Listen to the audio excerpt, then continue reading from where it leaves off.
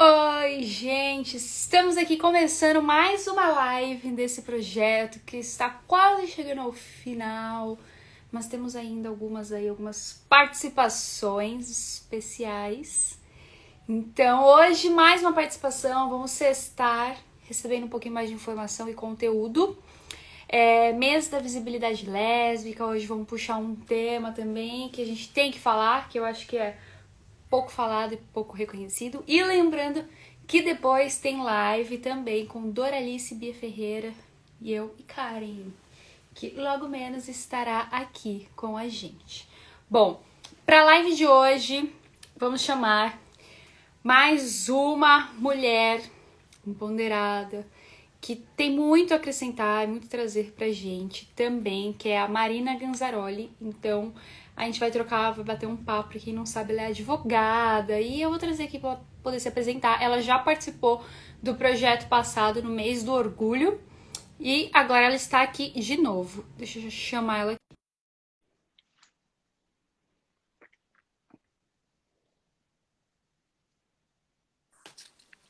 Oiê, tudo bom? Olá, boa Boa noite. noite. Nesse Tudo bem? sextou chuvoso, tempo Nessa sexta fechado. fria, fria aqui em São Paulo, gente, 9 graus, que desespero. Não tava pronta para esse frio. Sim, tá frio mesmo. Deixa eu arrumar esse celularzinho aqui. E aí, está aqui, né, novamente para mais um projeto nesse mês da visibilidade. Se você quiser se apresentar um pouquinho para a galera que não acompanhou o projeto passado e não te conhece. Bom, primeiro, Cá, obrigada pelo convite, né? Mais uma vez é um prazer estar aqui. E mais uma vez, obrigada ao seu fã-clube. Elas são muito fofas, gente. Quando eu vou fazer live com você, o que eu recebo de DM, elas são muito amor, muito fofas, fazem várias artes diferentes. É, a melhor fanbase desse Instagram é a sua, Catarina, mas são muito fofas. Mas, bom, eu sou a Ganza, Marina Ganzaroli, eu sou advogada, sou feminista, sou sapatona. Eu estou presidenta da Comissão da Diversidade Sexual e de Gênero da OAB São Paulo. Eu sou conselheira titular também, né? Algumas profissões têm aí representantes, né, da categoria, como tem o Conselho Regional de Medicina, tem a OAB do Estado, e dentro da OAB, né, onde a gente julga lá os profissionais, eu sou a única conselheira de 200 conselheiros do estado inteiro, são 400 mil advogados. Eu sou uma das mais jovens e a única lésbica assumida. Então, estamos aí Imagina o peso aí, né? tentando ocupar esses espaços, né? Como direito, como o próprio Estado, as organizações, né, as instituições que são super masculinas, heteronormativas, né? Brancas, né? Classistas. Então, a gente está aí tentando fazer esse trabalho e eu, há 13 anos, desde a faculdade, comecei lá junto com o escritório modelo da Faculdade de Direito da USP, quando a gente começou o coletivo feminista, etc., ainda estudante, a atender voluntariamente vítimas, mulheres e LGBTs em situação de violência. Eu faço esse trabalho voluntariamente há 13 anos. Então, estudo isso também, então acumulei muita experiência e sou realmente aí especialista, infelizmente. Não porque eu queria, né? Foi uma coisa que, assim, como eu fiz direito, as pessoas sempre estavam me pedindo ajuda. Pô, você é sapatão, você é mulher, me ajuda. Então, eu fui sendo levada para esse campo do acolhimento às situações de violação, que, infelizmente, é quando o direito chega na vida das pessoas, né? Se eu tivesse feito pedagogia, eu estaria trabalhando a educação e como a gente não chega na violência. Mas como eu fiz direito, infelizmente, eu acabo trabalhando muito com as violações, né? Quando nossos direitos são aí arrancados e aí a gente precisa de alguém para protegê-los. É bem a realidade que não é mostrada, né? Porque muita gente fala que é tudo lindo, paz e amor, e você pega ali a realidade que realmente acontece, né? Que muitas vezes fica ali tapado. Bom, nesse mês da visibilidade, eu fiz questão de trazer algumas pessoas aqui pra gente bater um papo. Eu foquei um pouquinho mais na música. Eu comecei até o projeto falando, pô, vou focar agora na música. Só que aí foi andando assim o mês, eu falei, não, não tem como eu fechar o negócio assim só na música, porque eu sei que as pessoas que me seguem, que acompanham, acabam tendo muitas dúvidas. Então, toda vez que eu faço uma live aqui, elas acabam aprendendo um pouquinho, né, do diferente, pegando um pouquinho de informação. E aí hoje eu te trouxe pra gente bater um papo, aquele papo mais cabeça, que a galera que tá aí em casa já prepara o caderninho aí, já vão entender um pouquinho das coisas que acontecem. E eu acho que a gente podia começar falando um pouquinho da lesbofobia que acontece muitas vezes velada, mas acontece diariamente. E aí você, né, no seu papel de advogado, de tudo que você é, o que você pode falar pra gente um pouquinho sobre isso? As pessoas têm muita impressão, Catarina, que a lesbofobia, ou mesmo a violência contra a mulher, né? Não estou nem falando especificamente da mulher lésbica, né? Vamos só falar mulher. Pode ser a mulher heterossexual, lésbica, bissexual, seja ela cisgênera, seja ela trans, né? As pessoas têm muita ideia de que a violência é só um soco na cara, um empurrão, um pontapé, uma facada, né? Mas, na verdade, a violência ela se expressa de diversas formas. Né? Quando a gente chega na violência física, muito provavelmente a gente, inclusive, já passou por todas as outras formas de violência. A violência ela pode ser psicológica, ela pode ser moral, ela pode ser sexual, ela pode ser, sim, essa violência que se dá com. A gente fala de microviolências, mas que quando somadas não são exatamente micro. Porque, veja, o que define, né, o constrangimento do outro ou da outra? Os seus limites. Né? E o limite de cada um, de cada uma, é diferente. Então, talvez o que é ofensivo para um homem branco, cis, hétero, é muito diferente do que é ofensivo para uma mulher lésbica, preta, periférica. Até porque a gente tem dinâmicas de poder, né, e vieses aí que influenciam nas relações. Então, se, por exemplo, se você está numa dinâmica de poder, por exemplo, uma entrevista de emprego, e você é uma lésbica mais masculina, ou mais considerada do que é o estereótipo do masculino, e você sofre uma discriminação por ser uma sapatão caminhoneira, veja, essa não é uma lesbofobia física, né? Mas é uma violência discriminatória profunda, né? Que vai causar um trauma nessa mulher lésbica de talvez ela não buscar mais, não ter mais forças psicológicas e energia para levantar da cama e ir buscar um emprego e ir para uma entrevista, né? De buscar, né, mais cursos e melhorar a sua qualificação, porque ela vai falar, meu, eu vou chegar lá e eu vou ser discriminada. Vão falar do meu cabelo, vão falar do meu corpo, né? Então, que corpos que chegam nos lugares antes dos seus intelectos, né? Antes da gente abrir a boca e a gente já é julgada, né, pelo nosso corpo. Os corpos pretos, os corpos trans, né? Os corpos femininos, os corpos não considerados padrão, os corpos com deficiência, né? Então, é importante quando a gente está falando de lesbofobia, a gente pensar que antes de sermos lésbicas, somos mulheres. E não tá legal a situação das mulheres, né, gente? Vamos combinar aí que parece até que essa semana o Brasil descobriu o que significa a realidade do ser menina e ser mulher nesse país. Né? Então, assim, quando a gente fala que 70% dos estupros são cometidos contra menores de 17 anos e 50% dos estupros são cometidos contra menores de 13, ou seja, a cada uma hora, 4 meninas de 13 anos são estupradas no Brasil. Então, não é uma novidade, não começou isso agora. Né? E enquanto mulheres, enquanto mulheres lésbicas, a gente sofre violência não só por ser mulher, que já não tá legal a situação no Brasil, né? Como eu disse, da violência sexual, você foi pro feminicídio, quinto país do mundo em feminicídio, né? Primeiro país do mundo em transfeminicídio, para além na posição de mulheres, ter uma desigualdade de poder no mercado de trabalho, na remuneração, né, dentro da família, com um trabalho dobrado, dupla jornada, não conseguindo galgar espaços de poder nas instituições, né? Para além disso, somos lésbicas. E aí vamos lembrar que a LGBTfobia, o LGBT, né, muitas vezes ele é tomado como GGGG, né? Esquecem da gente, e não esquecem de colocar esse recorte de gênero, né? Então, se você é um homem gay, cis, padrãozinho, que performa uma masculinidade considerada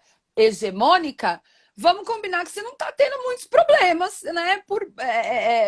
Por ter assumido a sua sexualidade. Lógico, não tô tirando experiências de ninguém. Quando a gente fala de privilégio, gente, é muito importante dizer Que a gente não tá tirando mérito de ninguém, você, homem branco, cis, hétero, que se esforçou para chegar no lugar onde você tá. Parabéns, que bom. A gente não tá tirando seu mérito. A gente só tá dizendo que você não enfrentou certas dificuldades. Não tá dizendo que foi mais fácil, a gente tá dizendo que foi. Tudo bem, foi difícil para você, você conseguiu, bacana. A gente só tá dizendo que você não teve certas dificuldades, não foram impostos a você certos obstáculos que foram a outros grupos. Simplesmente porque a pessoa tem determinada raça, porque a pessoa tem uma orientação sexual, porque é mulher, né? Então, e aí o homem gay, a homofobia, ela cai em qual lugar? Ela cai no lugar de aberração, de distúrbio, de desvio, de inclusive crime, né? Por muito até hoje se associa o gay ao pedófilo, né? Que é a coisa mais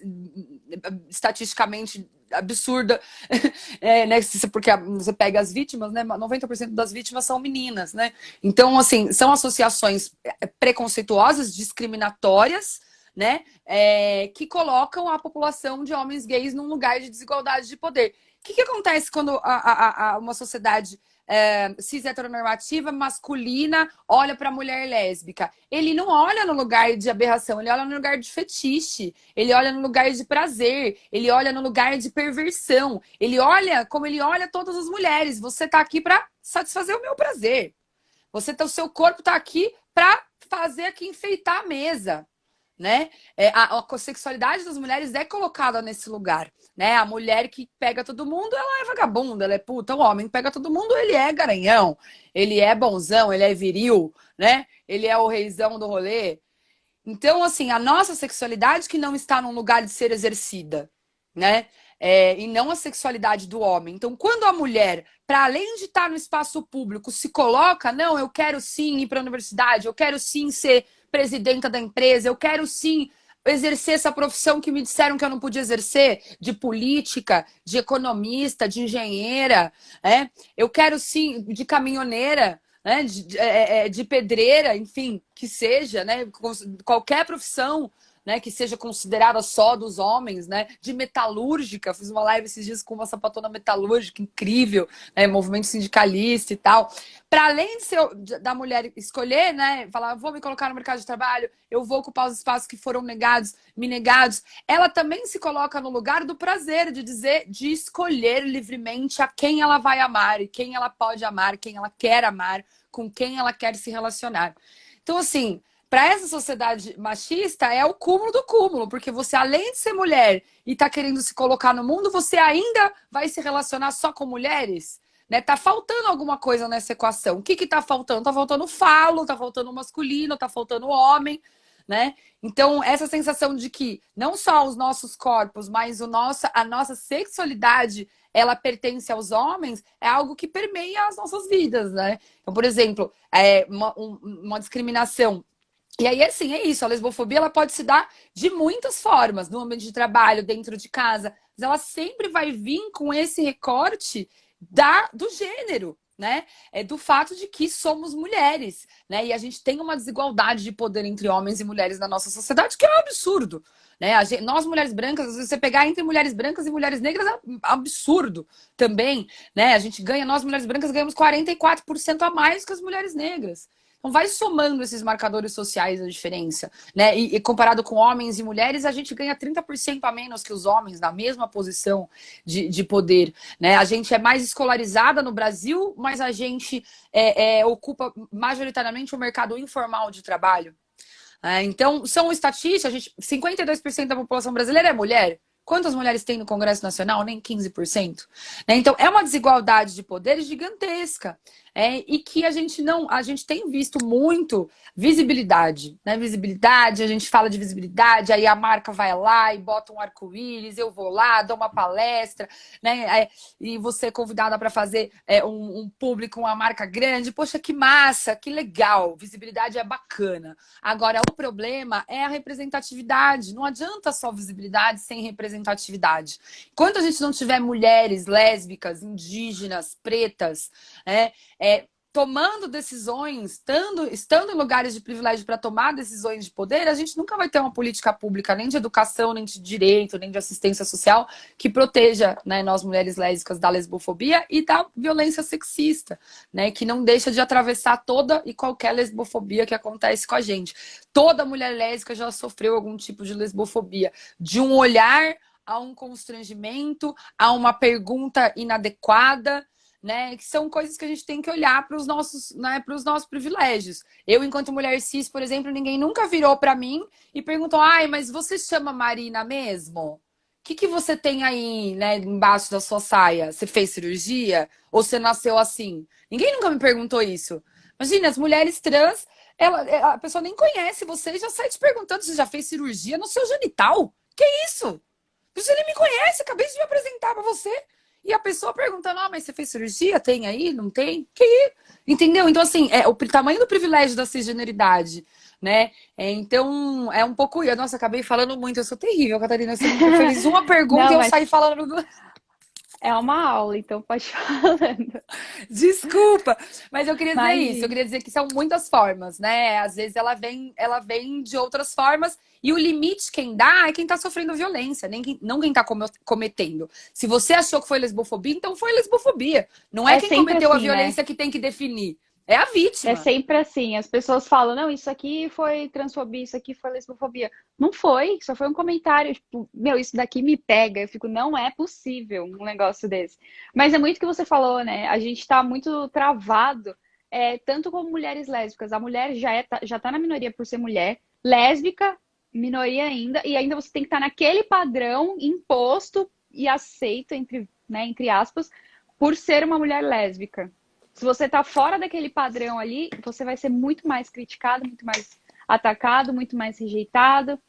Então, são N fatores. Então, a lesbofobia, ela vem de pequenas coisinhas, não precisa ser um grande ato para isso. E eu acho que a gente pode puxar, né, o que parte a lesbofobia? A gente pode também falar da heteronormatividade, que é um dos principais causadores para tudo isso que a mulher hoje em dia sofre, e também mulheres lésbicas. O que você pode falar um pouquinho para a gente sobre? Então, o interessante né, o interessante não, o triste, né, o que revela, o que essas estatísticas horríveis de violência revelam pra gente, né? Então, quando a gente diz hoje que o Brasil é o quinto país de feminicídio no mundo, né, que o lugar mais perigoso para uma mulher no Brasil é dentro de casa, né, tanto para ela ser estuprada, quanto para ela morrer, quanto para ela apanhar, né, que o lesbocídio, o assassinato de mulheres lésbicas especificamente aumentou 237% de 2014 a 2017. Tem um estudo muito bacana chamado Dossiê do Lesbocídio, que trata desse assunto especificamente do assassinato de mulheres lésbicas feito pela Federal do Rio de Janeiro, que é muito massa.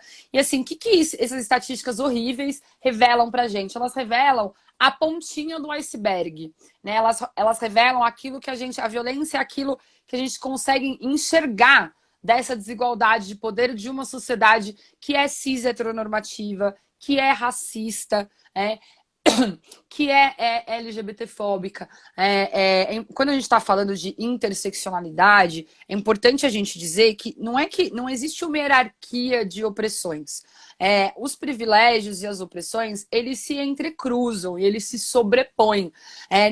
A sua experiência, ela não é uma experiência só enquanto mulher. Não existe a palavra mulher, ela não descreve todas as mulheres do mundo.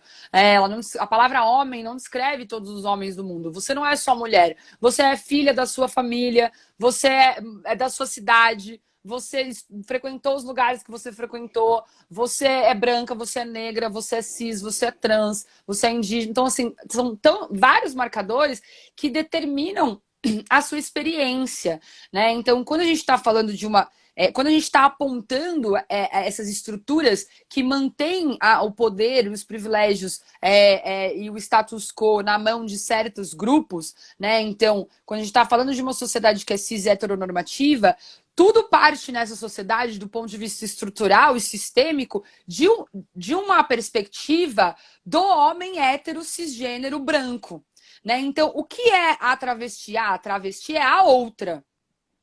O que é a mulher? A mulher é a outra. Qual que é o padrão? O padrão é o masculino. O padrão é o cis.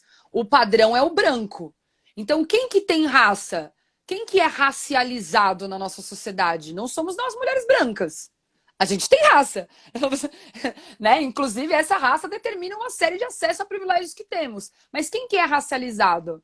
Não somos nós, são os corpos negros, né? Então, quem que é hipersexualizada? Quem que é objetificado? É o corpo masculino, nu? Ou é o corpo feminino, nu? Qual é o efeito de um homem sem camisa e de uma mulher sem camisa? Quando a gente liga a televisão, a gente é bombardeado desde que a gente nasceu com imagens de um corpo. Que corpo é esse que a gente vê em todas as propagandas?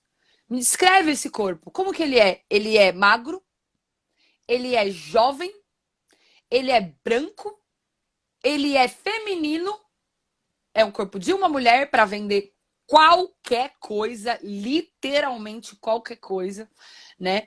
Ele é rico, né? Porque a gente vê a propaganda da Doriana. Quem que toma aquele café da manhã, gente? Né? Que Você preparar um café da manhã a daquele, rainha você da tem que estar Inglaterra, inspirada né? ali. Que toma aquele café da manhã. E que família que é aquela ali? É uma família com um homem, com uma mulher, com 2 crianças, né? E os 30 milhões de brasileiros que moram numa família só com a mãe? Responsável pelos filhos, pelos idosos, pelos doentes, pelas pessoas com deficiência, né? E os 4 milhões de brasileiros que nem nome do pai tem na identidade, na certidão de nascimento, nem o nome, né? Então, assim, significa dizer, e aí as pessoas, hoje em dia o pessoal tá muito nervoso com esse negócio de lugar de fala, né? O pessoal tá com medo de falar as coisas, né? Ai, nossa, eu não posso falar, eu sou branca, eu não posso falar de racismo, eu sou homem, eu não posso falar de machismo, eu sou hétero, eu não posso falar de homofobia. Não, meu amor, você tem que falar, você deve falar, inclusive porque você é parte do problema, né? Então você tem que fazer parte da solução. O racismo não foi criado pelas pessoas negras, foi criado por nós, pessoas brancas. Então não é responsabilidade da população preta do Brasil resolver esse problema. Sendo que nós que criamos. A mesma coisa, você é homem, você faz parte do problema. Quando a gente está falando de sexismo, de violência sexista, de cis heteronormatividade. Qual que é a referência de masculinidade tóxica que leva o homem a acreditar que ele possui o corpo da mulher, que ele possui, que aquilo é um objeto que é dele, que pertence, que se ela for embora ele pode matar e dispor do corpo dela, né?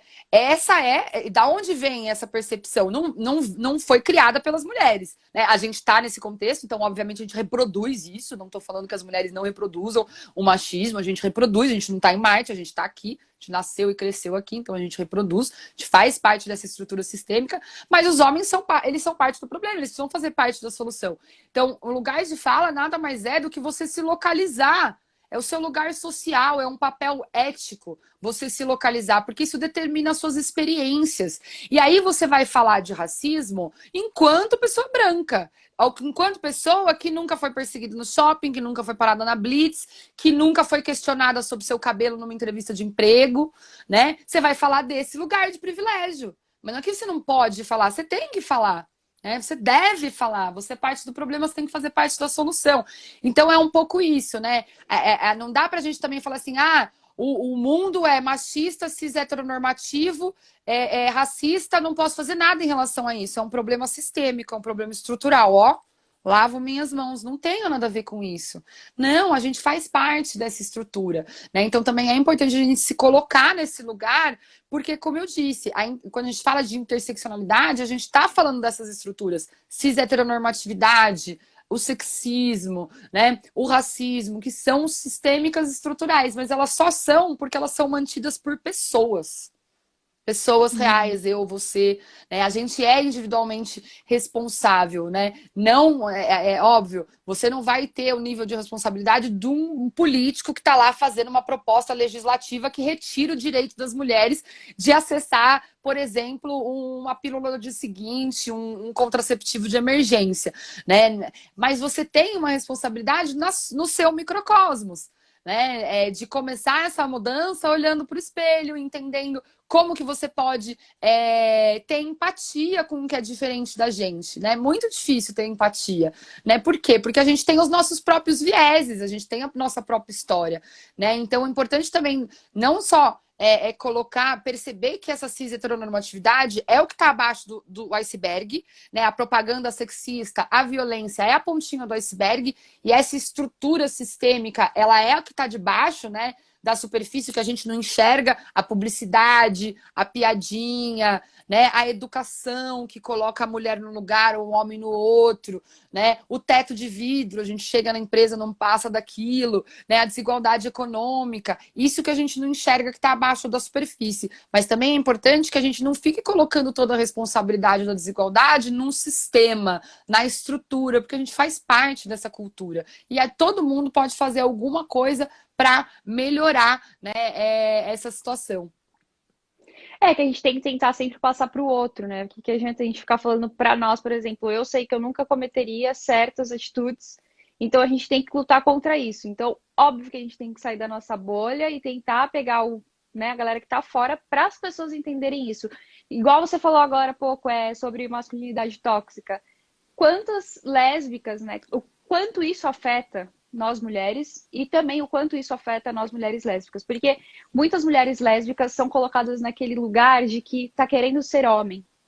E uma mulher lésbica não quer ser homem, não quer parecer homem. Ela não tem nada a ver com isso. Só que essa masculinidade tóxica sempre coloca a mulher nisso, de ter em algum momento, né, comparar ela ao homem. A roupa que ela veste compara ao homem. Se ela corta o cabelo, já compara ao homem também. E por que que nós também reproduzimos isso às vezes?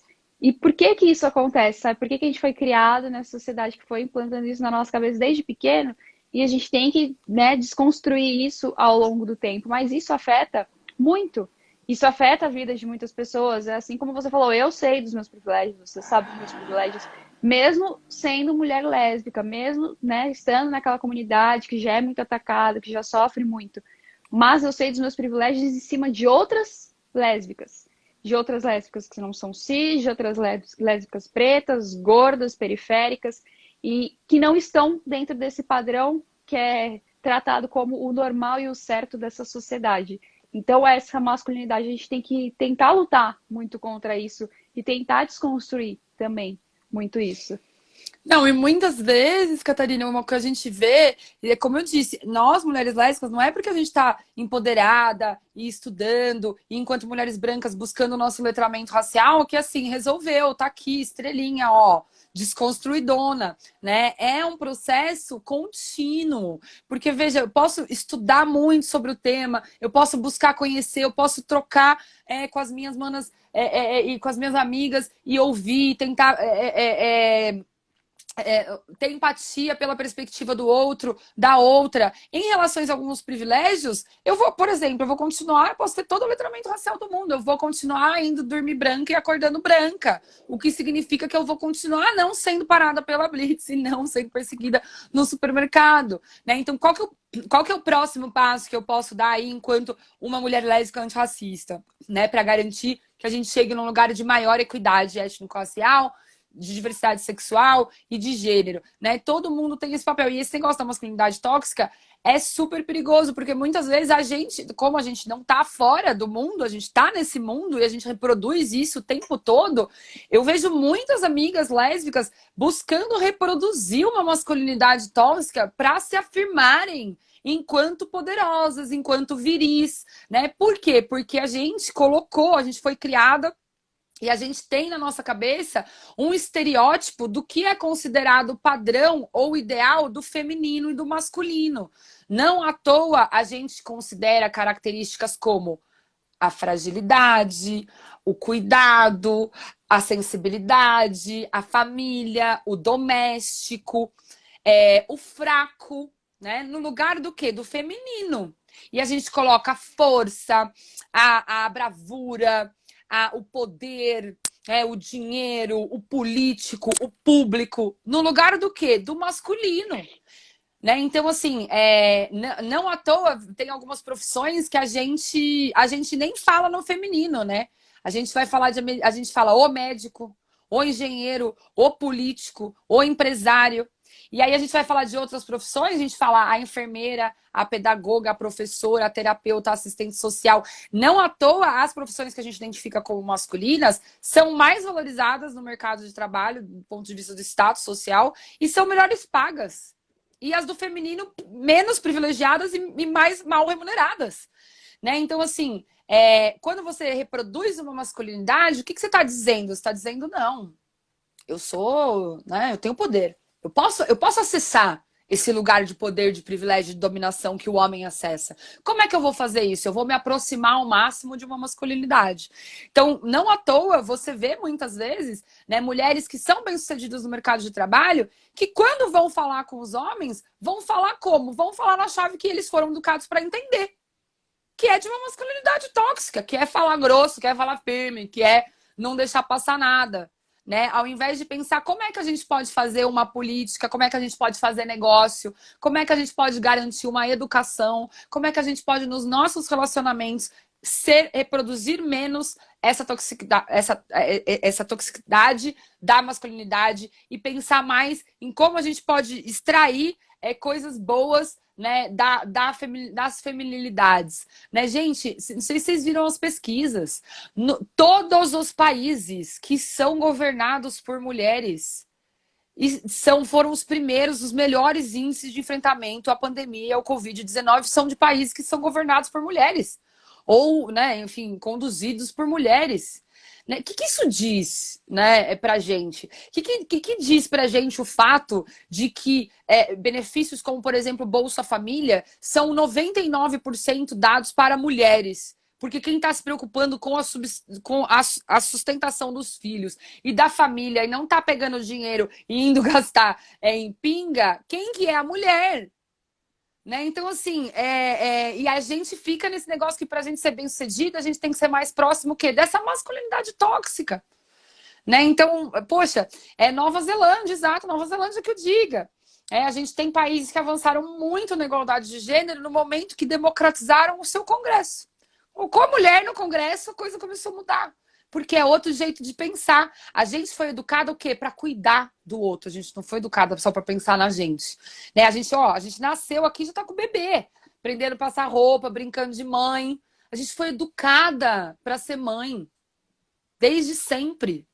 Né? Os meninos não são educados para parentalidade. Como é que você chega lá na frente? Você não deu uma boneca para esse menino brincar. Você não mandou ele lavar uma louça. Você não mandou ele cuidar do irmãozinho dele uma vez. E aí não tô falando da mãe, tô falando da família, tá? Porque senão a gente cai num lugar de responsabilizar a mãe de novo pela violência que ela mesma sofre. Né? E aí lá na frente você espera que o cara seja um paizão. Presente, participativo. Né? Então quando a mulher vira e fala, ele super me ajuda. Bom, mas se você tá falando que ele te ajuda é porque a responsabilidade é sua, né? Ai, meu marido ajuda horrores lá em casa. É o mínimo, então, né? Porque você pede, né? Você tem que pedir. A responsabilidade continua sua. Não é que a responsabilidade é dos dois. Ela tem que falar, amor, essa louça é sua.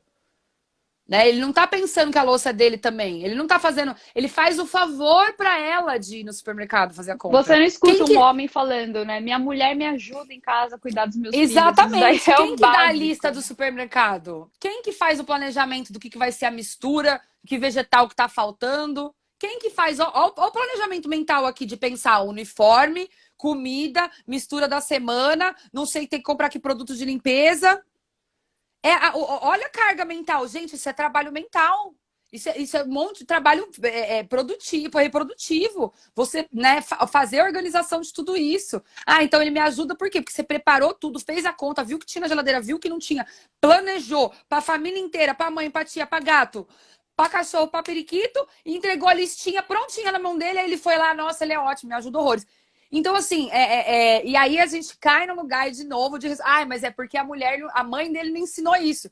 Gente, não é a mãe que tem que ensinar, a sociedade, né? Enquanto sociedade, a gente tem que pensar nessa responsabilização. Né? Quando a gente vê um menino brincando de boneca e fala assim, vai ser viadinho, a gente já tá falando pra ele, não brinca de boneca. Porque para você ser reconhecido como homem nessa sociedade, você não pode mostrar afeto, você não pode mostrar sentimento, você não pode chorar. E aí como é que você explica pro cara lá na frente que tá descendo o pau na mulher dele, que ele tem que trabalhar o sentimento dele? Ele nunca trabalhou o sentimento dele. Ele começou a chorar, falaram pra ele, não chora. Você não pode chorar, que senão você vai ser menininha. Olha, ser menininha é um mau negócio nessa sociedade. Desde criança a gente já fala, não, por menino, não seja menininha. Porque ser menininha é um péssimo negócio. Péssimo. Né? Mulher é Significa... inferiorizada o tempo inteiro, né? Sempre colocada para Exatamente. baixo como algo ruim, né? Quando você associa a mulher a algo, é como se fosse ruim. Nossa, tá dirigindo, nossa, abração, mulher. É sempre assim, né? Exato. Tudo E que aí, acho. assim, histeríicos, né, Catarina? Porque 99% dos acidentes fatais são causados por homem. Então, desculpa, quem dirige bem é a gente. Então, não é fundado em estatística, em evidência. É fundado em achismo, em estereótipo, né? E aí, quem que fica no poder quando a gente não, quando a gente trabalha com estereótipo, com achismo, sem informação? Quem já está no poder. Né? Para quem que funciona esse estado de coisas em que a gente não questiona da onde vem as coisas, da onde vem a ideia que a gente vale menos, que o nosso corpo vale menos, que a nossa sexualidade vale menos. Enquanto a gente não estiver refletindo sobre isso, a gente está quietinha, né? E isso interessa a quem? Interessa a quem está nos controlando, a quem tem poder sobre os nossos corpos, né? Não sei se vocês viram, agora teve uma seleção por causa da pandemia numa universidade francesa, a universidade francesa mais famosa, mais top, né, lá da França. E aí eles tiraram a fase, olha, tinha uma prova, uma parte de uma fase da prova que era a fase oral. Ou seja, você via se era um homem ou uma mulher. E como tá tendo pandemia, eles tiraram essa parte da prova. Mais de 70% das pessoas aprovadas foram mulheres. Nunca tinha acontecido isso antes na história da universidade, da pós-graduação da universidade. 70%, 80% das selecionadas para o doutorado foram mulheres.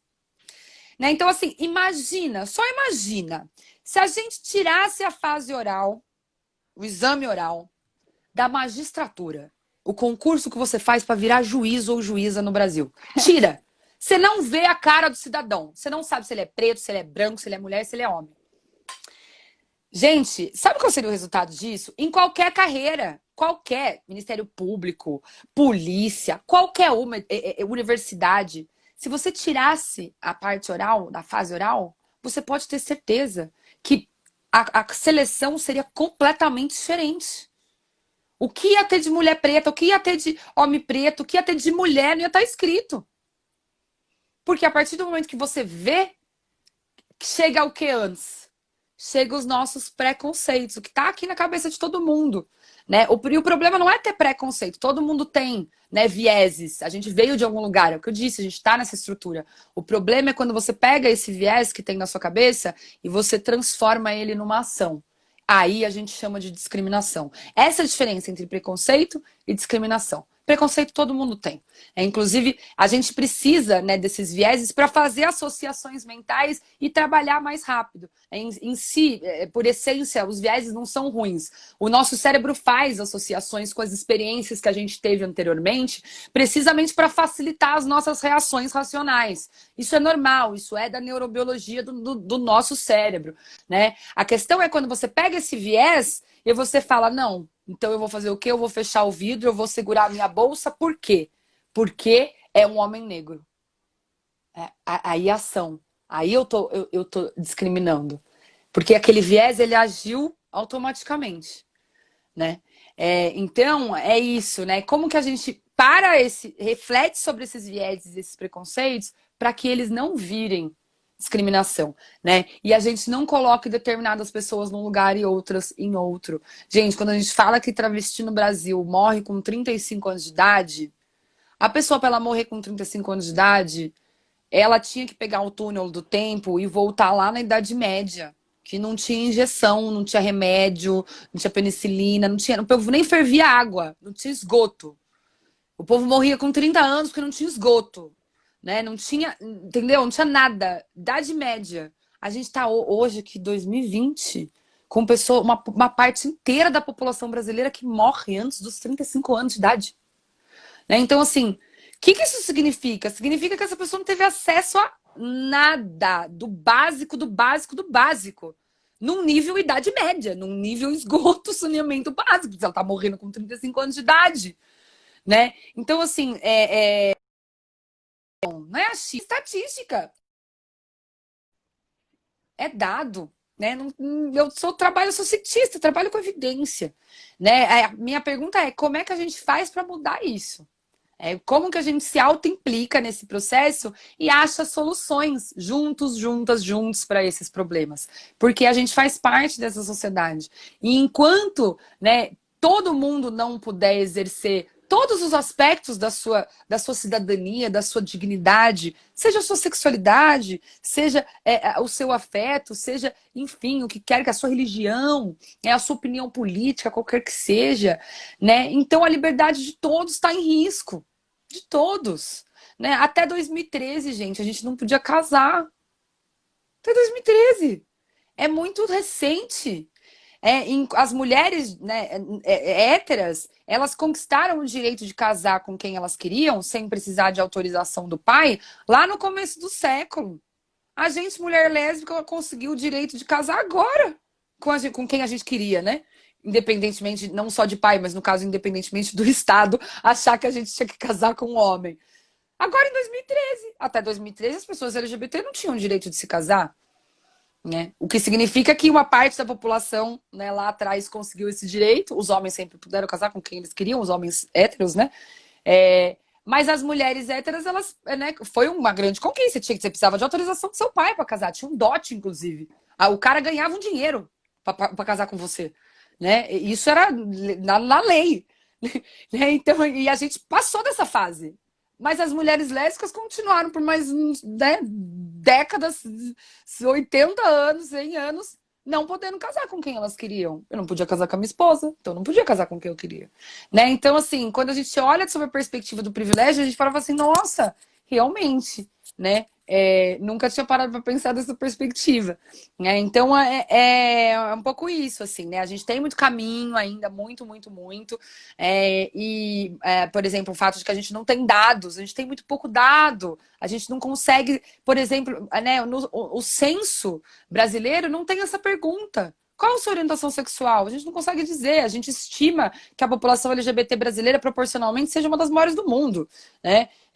Mas a gente não consegue saber, porque a gente não tem dados, a gente não tem um governo que facilita a tabulação desses dados. E aí, sem dados, a gente não consegue buscar política pública. Por isso que a gente fica batendo lá na portinha do Supremo Tribunal Federal para ver se a gente consegue nossos direitos garantidos, né? Que a galera, aí pouca gente, né? Ah, não, é minoria, não é quase ninguém. Por que vocês estão exigindo esses direitos, sendo que é uma grande parte dessa população? Muita gente, muita gente. A gente tem algumas estimativas, né? Só ver a nossa parada LGBT aqui em São Paulo. Né? É uma concentração de pessoas, gente, são milhões de pessoas reunidas em torno da pauta da diversidade. Né? E muitas vezes a gente esquece, né, que a gente também tem direitos, a gente também paga imposto. Nós somos iguais em direitos e deveres. Desde que a gente saiu de um período sombrio, né, do Brasil, que foi a ditadura militar, em que a gente não podia ter opinião, livre-arbítrio de dizer o que você queria, você não podia pegar e falar o que você quisesse aonde você quisesse, né? Você não tinha liberdade de opinião política. Então, a nossa Constituição, ela foi uma grande conquista, né? A nossa Constituição cidadã foi o marco ali, em 88, que disse, olha, todo mundo igual em direito e dever. Todo mundo tem o direito de votar, todo mundo tem o direito de ter acesso universal à saúde, educação, assistência social. O problema é a gente transformar aquele monte de letrinhas que está na nossa Constituição em realidade. Né? Aí é outra história. Aí que vem a política pública, aí que vem a aplicação do dinheiro do imposto que a gente paga. Né? E aí, assim, aproveitando, eu queria até lembrar da Constituição do Orgulho, campanha que a Comissão da Diversidade Sexual e de Gênero lançou para dar visibilidade para os nossos direitos, porque muitas vezes a gente fica nessa, né? O STF criminalizou a LGBTfobia, o STF aprovou o casamento homoafetivo, o STF permitiu que as pessoas trans façam retificação do seu nome na certidão de nascimento diretamente no cartório, sem necessidade de cirurgia, sem necessidade de hormonoterapia, sem necessidade de processo judicial. Sim, o STF fez tudo isso. Ele fez tudo isso o quê? Baseado na nossa Constituição, cara. Ele não inventou nada, não. A gente tem esses direitos. Ele só interpretou. Não é que ele inventou direito. Ele interpretou. Né? O que está escrito aqui na nossa Constituição? Que todo mundo é igual. Que todo mundo é igual em direito e em dever. O Supremo vai lá e fala, olha, tem uma parte da população que não está casando, então agora vai poder casar. Por quê? Porque está na Constituição, não porque ele inventou esse direito, né? Então a gente fez a Constituição do Orgulho, a gente pintou com as cores da bandeira LGBTQIA+, do arco-íris, os artigos da Constituição que dizem respeito à nossa população. Então você vai lá no www.constituiçãodoorgulho.com.br e faz o download gratuito da Constituição, toda marcadinha, toda colorida, com os nossos direitos, para a gente conhecer, né? Para a gente não dar de barato que a gente não está pedindo favor para ninguém, não. A gente tem tem muita gente que direito. não sabe, né? Passa reto assim, não sabe o que pode, o que não pode. Isso daí já você pega ali o livro e você sabe. Isso aqui, ó, meu direito, vou lutar por ele. Exatamente. É isso, né? E quanto mais a gente briga por eles, e quanto mais a gente, né, não deixa passar batida aquela lesbofobia, aquela discriminação e busca os nossos direitos, aquele lesbofóbico, a próxima vez que ele for fazer isso, ele vai pensar duas vezes. Só porque deu trabalho para ele da outra vez, mesmo que não dê nada, ele não vai ser preso, pode até não dar nada, mas a pessoa incomodou. Virou para ele e falou assim: não, eu não aceito, você passou do limite. Você passou do meu limite, você me constrangeu. A minha liberdade vai até o limite do outro. Você não pode falar o que você quiser. Netinho, Silas Malafaia, Bolsonaro, não podem falar o que quiserem. Você pode falar o que você quiser, sim, até a liberdade do outro. E quem dá o limite é o interlocutor, é quem está recebendo a informação, não é quem está agindo, né? O limite quem dá é a vítima, não o agressor. Então, assim, não à toa, todos esses exemplos, né, vão ter, como teve o do Levi Fidelix, né? Vão ter condenações de indenização por danos morais e materiais. Né? O Bolsonaro teve que pagar indenização de 150 mil pelo que ele falou no CQC, né? Homofobia, racismo combinados, por danos morais coletivos, né? O que? A honra subjetiva de toda a população LGBT e de toda a população preta brasileira. Demorou? Demorou. Doeu muito no bolso dele? Provavelmente não. Mas incomodou. Foi condenado. Né? Então, assim, quanto mais a gente fizer isso, melhor. Né? O Levi Fidelix mesmo, quando ele falou aquela bobajada lá que ele falou, bem parecida com o que falou agora o Netinho, né? O que a gente fez? A gente denunciou ele aqui no estado de São Paulo, pela 10948. Você que está no estado de São Paulo, você sabia que tem uma lei estadual que chama Lei, né, contra a homofobia, cujo número é 10948, que é uma lei que dá uma multa, ela pune administrativamente. Desde 2001 tem essa lei. Você, sem advogado, hein? Você entra lá no site da Secretaria de Justiça e você faz uma denúncia contra a pessoa. Né? Inclusive, contra o Malafaia, se você quiser, você não precisa nem estar no estado de São Paulo. Por quê? Porque o Malafaia, a empresa dele, tem sede aqui em São Paulo.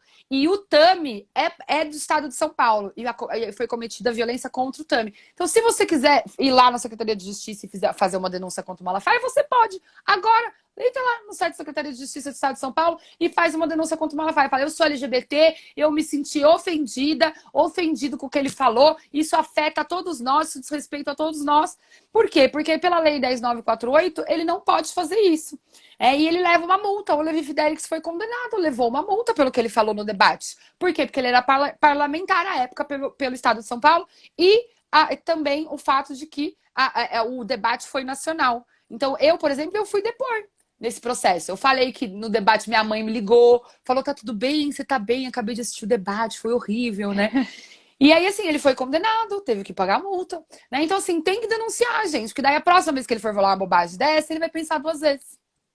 Com certeza. E é assim, né, que a gente vai fazendo, gente, para evoluir. 10948, isso mesmo. Aqui o pessoal evoluir, perguntando o número. Lutar pelos nossos direitos, a gente tem que ir lá dar a cara a tapa e falar. Porque se a gente for ficando quieto, as pessoas vão se sentir cada vez mais no direito de falarem o que elas querem, de julgar o quanto elas querem. E isso vai o quê? Só atrapalhar a gente, porque eles vão estar ali, ó, de boa, porque eles estão no padrão, né? Então a gente tem que quebrar isso e falar assim, reclamar, enfim. E essa foi mais uma live do projeto. Espero que vocês tenham gostado. Foi muito, muito, muito conteúdo. Muito obrigada, Marina, por essa aula. Mais uma aula, né? Toda vez que você vem aqui, ó, é uma aula pra galera que eu sei que as pessoas amam. Obrigada a você, Catarina, pelo convite. É um prazer estar aqui mais uma vez. Estou sempre à disposição, à sua disposição, à disposição das suas fãs. para continuar tendo essa conversa, para continuar esclarecendo dúvidas, né? Corre lá no meu IG. Se precisar, fala comigo lá por DM que eu respondo, né? Pode também ir lá no IG da Rede Feminista de Juristas, Defende com M de Mulheres, se você precisar também de um apoio, uma orientação jurídica, né? Ou da Comissão da Diversidade Sexual e de Gênero da OAB, @diversidade OABSP. Fica ligado lá em todos os eventos que a gente faz. Semana que vem a gente vai falar sobre violência contra a mulher no contexto de pandemia. Na outra semana a gente vai falar sobre religião e diversidade. Né? A gente acabou de fazer um congresso sobre crianças trans. Essa semana a gente fez uma audiência sobre trans nos esportes, que foi muito legal. Então, assim, acompanha nosso trabalho por lá. Sigo à disposição, né, de todas, de todos, de todos, para a gente continuar, ainda que seja aos pouquinhos, né, garantindo que a gente avance, que não tenha retrocessos, né, que a gente consiga olhar para trás e ver o quanto a gente está evoluindo na defesa dos nossos direitos, né, e não regredindo. Muita gente massa lutou para que a gente estivesse hoje aqui, né, para que a gente tivesse os direitos que a gente tem hoje, e a gente tem que continuar essa luta para todo mundo que vem depois da gente falar a mesma coisa, né? E tá num lugar melhor do que a gente tá agora. Então, mais uma vez, super obrigada. Tô morrendo de inveja agora que você vai para uma live com as meninas, né? Porque, enfim, elas são maravilhosas. Amo. Manda um beijo, Doralice. Vou mandar. E é isso, gente. Sigo aí à disposição. Mais uma vez, obrigada pelo convite. Gente, todo mundo seguindo a Marina lá no Instagram dela. E muito, muito obrigada a todas as pessoas que acompanharam a live até agora. Segunda-feira tem a última live desse projeto. Vamos encerrar a live daquele jeito. Mais uma live com Sandra de Sá. Então, espero todos vocês na segunda-feira, 8 horas da noite. Então, beijo, galera. Tchau.